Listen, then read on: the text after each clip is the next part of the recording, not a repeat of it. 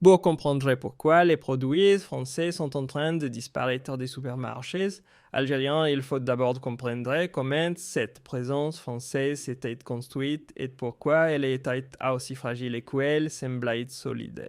Parce qu'il y a quelque chose qui est en train de changer silencieusement dans les supermarchés algériens, quelque chose que les médias français ne voulant pas analyser clairement, quelque chose que les médias algériens célébrant sans vraiment expliquer les mécanismes économiques derrière, les produits français sont en train de disparaître des rayons algériens, pas encore, pas brutalement, mais silencieusement, progressivement, inexorablement. Les yaourts Danone remplacés par des yaourts produits localement, les biscuits remplacés par des biscuits turcs et marocains, les cosmétiques L'Oréal remplacés par des marques espagnoles, coréennes et émiraties. Les médicaments Sanofi remplacés par des génériques indiens et algériens. Dans les rayons alimentaires, le fromage français, les chocolats français, les jus de fruits français, tout car c'est de la place. À des produits locaux ou à des importations venues de Turquie, de Chine et des pays du Golfe. Et ces changements n'est pas un accident, ce n'est pas une crise temporaire liée aux tensions diplomatiques entre Paris et Alger. C'est une transformation structurelle profonde, délibérée, calculée. Et ce soir, je vais vous montrer exactement combien la France perd dans cette transformation. Qui prend sa place et pourquoi l'Algérie est en train de gagner bien plus que ce que les chiffres officiels montrent. Par ce que vous allez entendre va changer votre façon de comprendre la relation économique franco-algérienne pour toujours. Regardons les chiffres parce que les données sont sans appel. Les exportations françaises vers l'Algérie ont chuté de 4 milliards d'euros en 2019 et 2 milliards 800 millions d'euros en 2025. 33% de baisse en 6 ans. 1 milliard 400 millions d'euros de contrats évaporés. Chaque année, les entreprises françaises encaissent 1 milliard d'euros de moins en Algérie qu'il y a 6 ans, et dans certains secteurs, c'est encore pire, l'alimentaire moins, 40% entre 2020 et 2025, tandis qui dominait le marché des yaourts et des produits. Laitiers algériens avouent 16 ventes, s'effondrèrent de 60%. Belle la vache, qui a perdu plus de la moitié de ses parts de marché. Les pharmaceutiques, Sanofi et les autres labos français sont passés de 35% à 20% de parts de marché en 10 ans. Les génériques indiens et les médicaments produits localement les ont remplacés. Les cosmétiques, L'Oréal et les gens français ont reculé face aux marques coréennes, espagnoles et locales. Et pourtant, la France avait tout pour tenir cette position depuis l'indépendance en 1962. Elle s'appuyait sur 3 avantages structurels massifs. Le premier, la langue. Les Algériens parlant français. Les catalogues, les notices, les publicités, les emballages, tout est compréhensible immédiatement. Le deuxième, la géographie.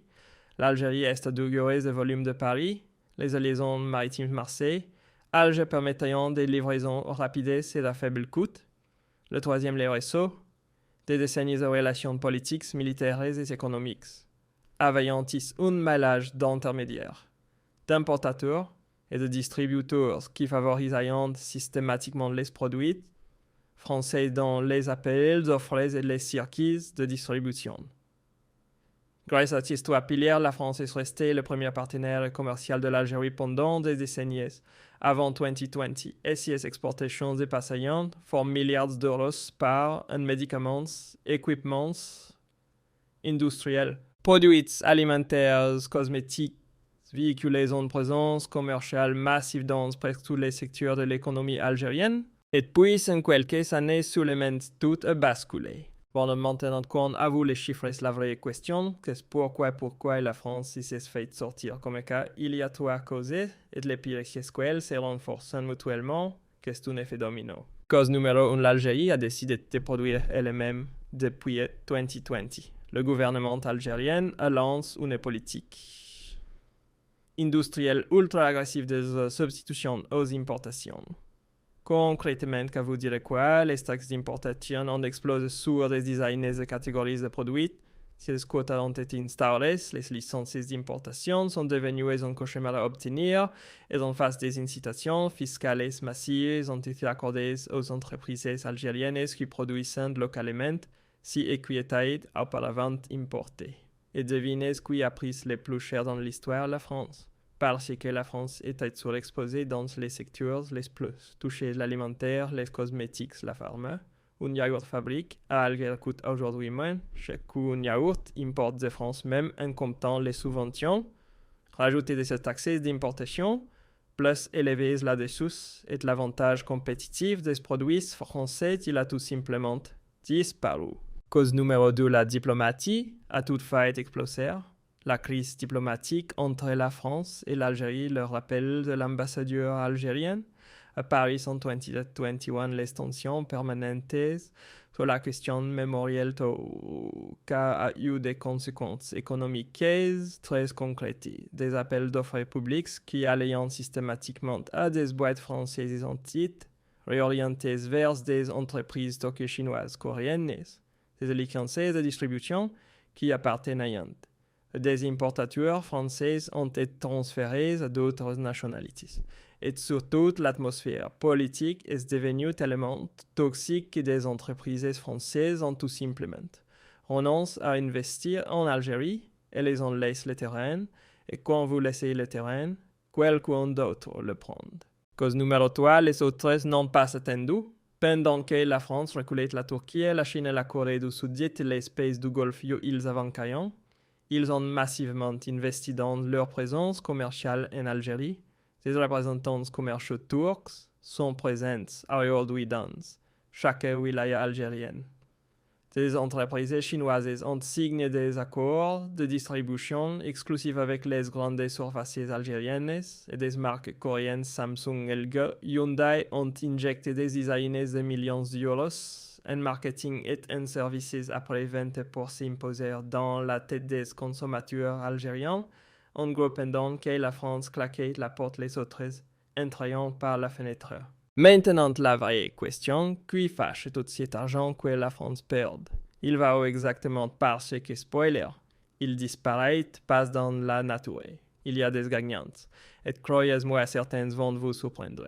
On commence par le gagnant numéro 1, la Turquie. Et là, les chiffres parlants d'eux-mêmes en 2015, les exportations turques vers l'Algérie s'étaient 800 millions US$. En 2025, plus de 3 milliards. Multiplie par 4 en 10 ans.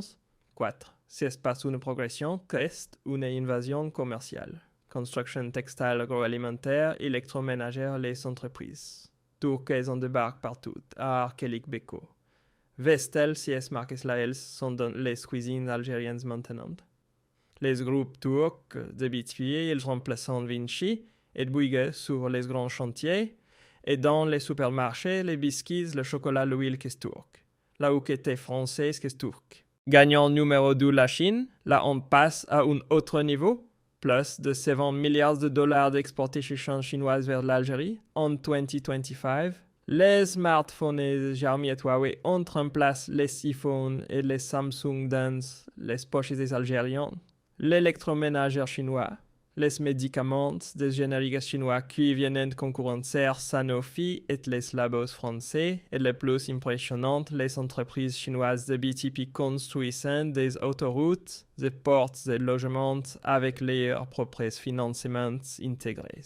Ils arrivent avec les projets et de l'argent, car c'est un modèle que la France n'a jamais proposé.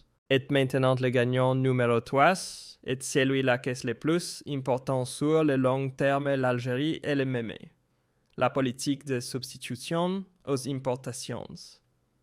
Elle n'est pas juste bloque les produits étrangers, elle a créé une tissu industriel local. Des laiteries algériennes qui produisent yaourts, lait fromager, des labos pharmaceutiques algériennes qui fabriquent des génériques, des entreprises cosmétiques locales qui sortent des shampoings, des crèmes, des parfums made in Algeria. Et tout caca veut dire quoi concrètement? Des emplois créés, des impôts payés en Algérie et surtout la valeur ajoutée restée dans le pays, elle part plus vers Paris. Quatrième gagnante et pas des moindres, les Émirats arabes unis. Alors, la question d'un retournement de situation assez spectaculaire, parce que pendant des années entre Alger et Abu Dhabi qui était, pas franchement, l'amour fut les tensions diplomatiques qui étaient quasi permanentes. Mais aujourd'hui, changement de décor total. Une réconciliation économique est en marche et elle est très concrète. On parlait d'entreprises émiratiennes qui débarquent en force dans la grande distribution, dans l'immobilier, dans la finance, dans l'agroalimentaire, des enseignes du Golfe qui s'installent directement dans les grandes villes algériennes et surtout des capitaux émiratis qui financent des projets industriels sur place. Et qu'accès les points clés à créer une nouvelle génération d'entrepreneurs algériens qui ne dépendent plus des circuits économiques et français traditionnels. En gros, l'argent du Golfe est en train de fabriquer une classe d'affaires algérienne autonome et que pour Paris, c'est une levier d'influence en moyenne. Et maintenant, accrochez-vous parce qu'on entre dans la partie la plus tordue de toute cette histoire. Il y a trois paradoxes qui résument parfaitement ce qui se passe entre la France et l'Algérie. Et on est coin dans les mébats boutsques presque tragiques. Le premier, il est vicieux. La France perd le marché algérien à cause de tensions diplomatiques avec Alger, ok. Mais ces tensions, elles viennent en partie de la frustration algérienne face à une relation économique qu'elle a toujours perçue comme déséquilibrée. La France décroche les contrastes les plus juteux grâce à ces réseaux d'influence historiques sans jamais vraiment contribuer à développer l'industrie locale. Et aujourd'hui, en claquant la porte économique à la France, l'Algérie se retrouve forcée de développer sa propre industrie. Résultat, la perte des importations françaises accélère l'industrialisation algérienne. Si c'est un cercle vicieux, pour Paris est un cercle vertueux pour Alger. Le deuxième paradoxe, il pique encore plus. Les entreprises françaises ne perdent pas face à des concurrences qui font mieux ou moins cher. Non, elles perdent face à des pays qui ont simplement accepté de jouer selon les nouvelles règles algériennes. La Turquie et la Chine, leurs produits ne sont pas supérieurs à ceux de la France dans la majorité des secteurs. Mais elles investissent localement. Elles transfèrent des compétences, elles construisent des usines. Elles forment des techniciens algériens, elles acceptant des partenariats avec les entreprises publiques du pays. La France n'a pas perdu par manque de qualité. Elle a perdu par arrogance commerciale. Point. Et le troisième, c'est peut être le plus cruel, plus la France perd de parts des marchés en Algérie, plus elle réalise à quel point si le marché comme tel pour elle. Les mêmes entreprises qui croyaient il y a 10 en ce que l'Algérie était un marché difficile et plus rentable pas worth it. Si elles sont exactement les mêmes qui aujourd'hui multiplient les délégations commerciales à Alger pour essayer de gratter ce qu'il reste, l'ironie est totale. Les supermarchés algériens sont devenus le miroir de la géopolitique mondiale.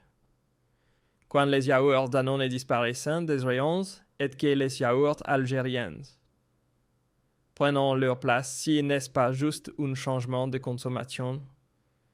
C'est bien plus profond que ça. C'est le signe que l'Algérie est en train de construire sa souveraineté économique.